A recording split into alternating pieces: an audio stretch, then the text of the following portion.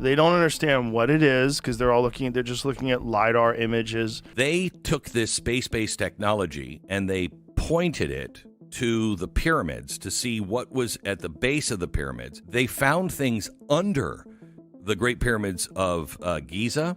8 vertically aligned cylindrical structures arranged in 2 parallel rows from north to south. Whatever this is a uniform structure. Over 600 meters deep, which then connects to structures that extend up to 2 kilometers below the surface of the ground.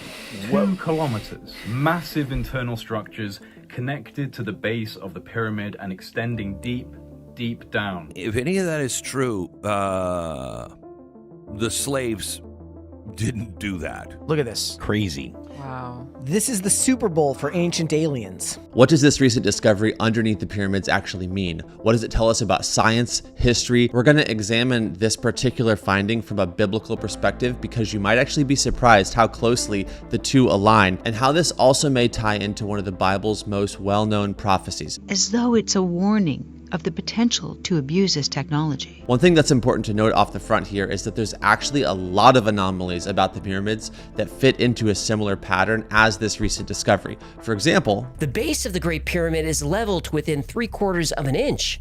The only way to do this with modern structures is to use lasers. That's 99.98% accurate. In 2018, scientists used radio waves at different frequencies to see if the Great Pyramid would interact with electromagnetic waves of a resonant length. Their experiments proved that in a resonant state, the pyramid can concentrate electromagnetic energy in the internal chambers as well as under its base. A year after that, in 2019, Eric Wilson published a paper called A Large-Scale Thermal Acoustic Generator. The paper describes how, when granite and other rocks are vibrated, electrons will migrate through the rock and up to the surface. I also find this to be very shocking. You find that the Great Pyramid is essentially located at the center of the world's landmass. Is if you actually take the length of the Great Pyramid at its mean socket level, which is the corners of the actual building, it translates into 365.24 pyramid cubits, which just happens to be the Earth a year right down to a quarter day. The Great Pyramid directly corresponds to the circumference of the equator, as well as the measurement from the equator to the pole, making it a scale model of the Northern Hemisphere. Is it possible for the ancient Egyptians to have known all of this information and to have designed the pyramid intentionally in this manner? Or are all of these things just kind of wild coincidences? Or is there something else going on? Is information coming from some other source that informed the Egyptians about this? Or was there an earlier civilization that is responsible for the design features that are listed here? So these are kind of some of the camps around this. Now, again, if you're like me, you might be surprised that the Bible is not silent on this, and it actually provides an interpretive framework to help you avoid being deceived by what might be coming next. Now, some of you guys recommended Chuck Missler to me after a video I did on what was left out of the congressional hearings. And so now what I want to do is showcase a little bit of his work analyzing what the Bible has to say about all of this. You might be surprised some of the connections that are made here. I've distilled down about an hour-long lecture into just a few minutes for you guys. So there's a lot that's going to get crammed in here. I think it will raise a lot of questions, but I also think it will answer a lot of questions for you, regardless of your current worldview coming into this. Let's do it. Who built the pyramids? The Great Pyramid of Giza, the Stonehenge in Britain, and the Circle of the Rephaim in the Golan. And they're up in the Golan Heights. There's an unexplored monument we discovered up there that is called the Gilgal Rephaim. Who are the Rephaim? And the Circle of Rephaim is 5 circles, 20-ton stones, about 155 meters in diameter, dated to about 3000 BC. It's built on a flat plateau. And by the way, you can only detect its architecture from above, strangely. If you study classic Greek mythology, you run into the Titans. These creatures in the legends and the myths were partly terrestrial and partly celestial. They rebelled against their father Uranus, and after a prolonged contest were defeated by Zeus and condemned where? Into Tartarus. Do you see a parallel brewing here? I'm going to suggest to you that the legends of the ancient Greeks embody the truth of what really happened in the past, that there were these strange creatures generating hybrids that the Greek called Titans. And we see Zeus in many forms. We see Atlas and Hercules. Atlas and Hercules from Greek mythology were what would be called in the Hebrew Nephilim, offspring of an intermarriage between a god and a woman. Now these legends we obviously see in the Sumer culture, in Assyria, in Egypt. I'll show you a few things. In the Incas, the Mayan, the Epic of Gilgamesh, in the Persian mythology, and certainly in the Greek mythology, which most of us as products of Western civilization are familiar with. Also in India, Bolivia, South Sea Islands. Every one of these cultures, and the American Indians, every one of these cultures have legends of the star people. These people that came, these gods or demigods, whatever, came and cohabited with women and produced hybrids. Now, where the confusion starts to set in is when this Hebrew passage was translated into the Greek in the Septuagint, the word they used for the Nephilim was gigantes. It sounds like giants, and it turns out they were giants, but that's not what the word means. Gigantes comes from gigas, which means earthborn. So in the Hebrew, they're called the fallen ones. In the Greek, they're called the earthborn. The book of Jude in the New Testament and also the book of 2 Peter are actually referencing this same event, and they're writing about it like it is a literal thing that happened, not like it's a legend or a metaphor. But in verses 6 and 7, Jude writes, "And the angels," and by the way, this is in the Greek, so it's not ambiguous, "and the angels which kept not their first estate, but left their own habitation, he hath reserved in everlasting chains under darkness unto the judgment of that great day. Even as Sodom and Gomorrah, and the cities about them in like manner, giving themselves over to fornication and going after strange flesh, are set forth for an example, suffering the vengeance of eternal fire."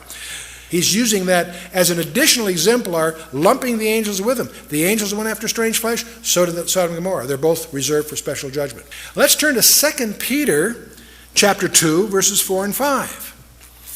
2 Peter, in Peter's second letter, he says, "For if God spared not the angels that sinned, but cast them down to Tartarus," it's translated hell in your English Bible, but the Greek word is Tartarus, and it's the only place that word appears in the Bible. I'll come back to that.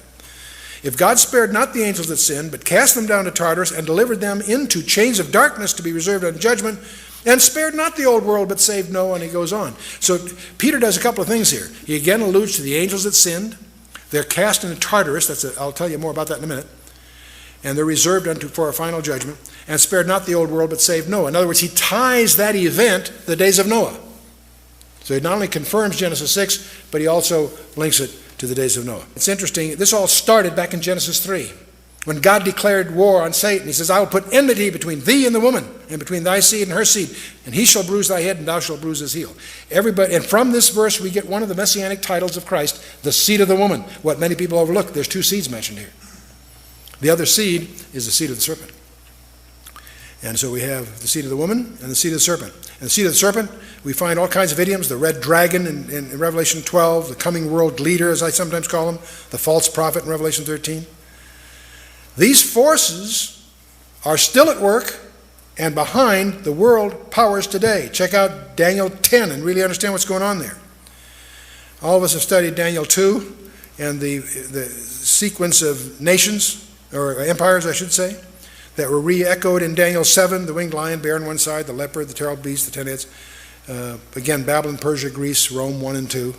We've been through that in our prophetic studies, and most people recognize the iron mixed with clay is the Roman Empire.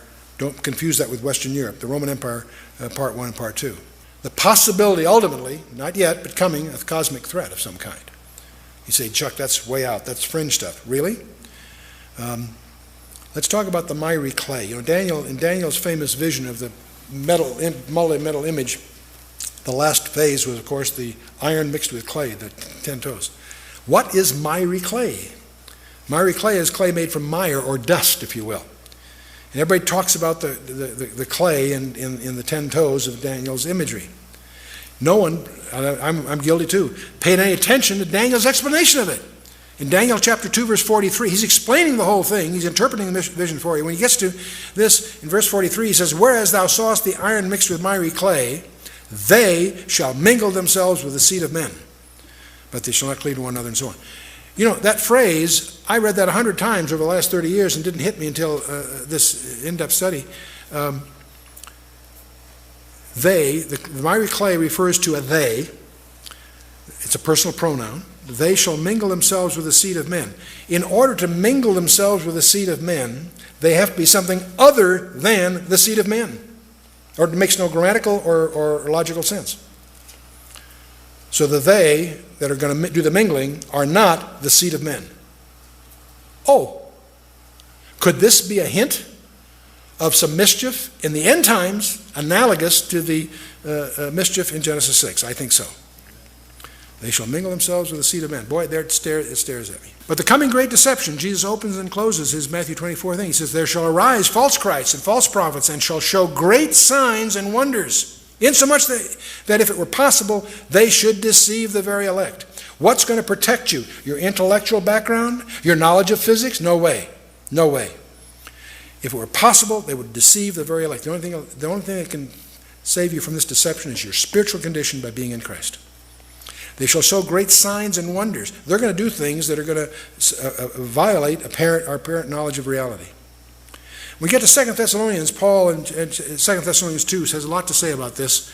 He says, the mystery of iniquity doth already work. Only he who now hindereth will hinder until he be taken out of the way. And then shall the wicked one be revealed, whose coming is after the working of Satan, with all power and signs and lying wonders. Now, where does this wicked one come from? It surprises many to realize the Scripture tells us. In Revelation 11 and Revelation 17. Revelation 11, verse 7, and when they shall have finished their testimony, the beast that ascendeth out of the bottomless pit shall make war against them, and shall overcome them and kill them. Where is this guy coming from? From out of the abuso. So he's not just some political leader that happens to be kind of gifted. No, this guy is empowered by Satan himself. And he's coming out of the abuso himself. You get to Revelation 17. The beast that thou sawest was and is not, shall ascend out of the bottomless pit, go into perdition, and they that dwell upon the earth shall wonder whose names are not written in the book of life. The only thing that can protect you from all of this is your position in Christ. You know, it's interesting that the alien types, if you read you wallow through all this literature, Dr. Mark Eastman and I spent a lot of time going through that stuff. You'll discover there's 3 types of these so-called alien creatures that emerge. The grays, those are the diminutives, short, you always see them in the entertainment media. There's another group that seem to appear, but sometimes called the Nordics or the Pleiadians. They're about 6 foot tall, they're blonde, blue-eyed, they look like people. Could be around us now. And there's a third group that are the most grotesque of them all, what it's sometimes called the reptilians. These are scaly, weird creatures that look like a refuge from some grade B science fiction movie. There's weird stuff. Well, these 3 always show up. It's interesting, in Revelation 16, verse 13 and 14, I've always wondered, how does the world go to war against God? And John tells us, I saw 3 unclean spirits like what? Like frogs come out of the mouth of the dragon, out of the mouth of the beast, and out of the mouth of the false prophet. For they are the spirits of devils working miracles, which go forth unto the kings of the earth and of the whole world to gather them to the battle of that great day of God Almighty. I think God is going to use some kind of strange creatures, demonic or whatever, to draw the world into this confrontation that is part of the climax that Revelation and the Old Testament deal with. These, what we call in Western vernacular, aliens, are not interstellar travelers. They're not from a galaxy far, far away. They are actually part of a dimension that exists within our reality, sort of over top of this planet, that the Bible calls spiritual. The sci-fi age that we live in calls interdimensional. But we're talking about intelligent beings from a biblical perspective. They want to deceive people, and they want to receive worship from people. They want to be viewed as the saviors of humanity in this great deception. And so the reason that I'm making this video is to try to spell this out and say, if this ends up coming to be true, if this ends up rolling out according to this prophecy, then we need to be on guard and aware and not deceived by it, recognizing that these, to use Western vernacular, alien characters would not be good dudes. These would be nefarious characters in the plot. So I just wanted to say that because I'm really curious to see how this unfolds. I can't help but see this current scientific discovery in light of the congressional hearings and in light of the ramping up of all things alien, all things interstellar, all things we're not alone. I can't help but think of even Richard Dawkins looking to something like panspermia as what he sees to be a valid explanation for life on this planet, given that abiogenesis is unscientific and has not in any way been proven. And so, I don't know, I'd have a lot of these dots in my mind connecting, and we also have this forthcoming deception at the end of the age. So stay tuned. Let's keep our eyes on all of this, and always remember to see things through a biblical lens, because that's the ultimate thing here, folks, is that there is ultimately a hope. If the Bible is telling the truth, there is ultimately a hope for all people. And it's not a hope that is provided to us through aliens, that's for sure. That's the deception. It's not a hope that is provided to us through technology, that's for sure. Transhumanism can't offer the goods, because wherever we go and for however long we last, our primary problem will still be with us, which is the problem that exists within us, which is the problem of our own bentness, our own crookedness, our own tendency to do wrong when we know that we should do right. Our sense across the board that things are not as they should be on this planet, I do not believe is going to be solved by the revelation of some ancient alien species. That's for sure, folks. And so if you're interested in ultimate hope, ultimate salvation, continue to read the biblical account, and I think you'll find that there is a solution given to the problem of evil, which is at that mysterious place where the shadow of the cross rests on the empty tomb. That is where our hope is found. There is an antichrist, there is a spirit of the antichrist in the world today, there is a great deception coming, and then there is a true Christ. There is a true hope of nations. There is the incarnation, the risen one, who is the ascended one. If you like aliens, maybe you can think of Jesus as the true alien even. Maybe that's a little heretical. I might be going a little far there. But someone who is not from this world originally, who has come to this world and who does actually offer legitimate hope in his sacrifice on the cross, in his death, in his resurrection, giving you the chance to as well have eternal life, to be forgiven of your sins. So there is, in a strange way to put it, a true alien who is worth worshiping. And then there's a lot of deception that I think personally might be coming down the pipe. So with all that being said, folks, thanks for the wild ride with me, and I'll see you guys in the next video. If you like these kind of videos but aren't subscribed, help us reach that 1 million milestone. It also helps other people see this type of content in the future. I'll leave a link in the description where you can watch a documentary that I made. It's got Nabil Qureshi, Lee Strobel, William Lane Craig, and a bunch of other people in there that answer a lot of the questions that I've had about God over the years. I think you'll really like it, and it's totally free.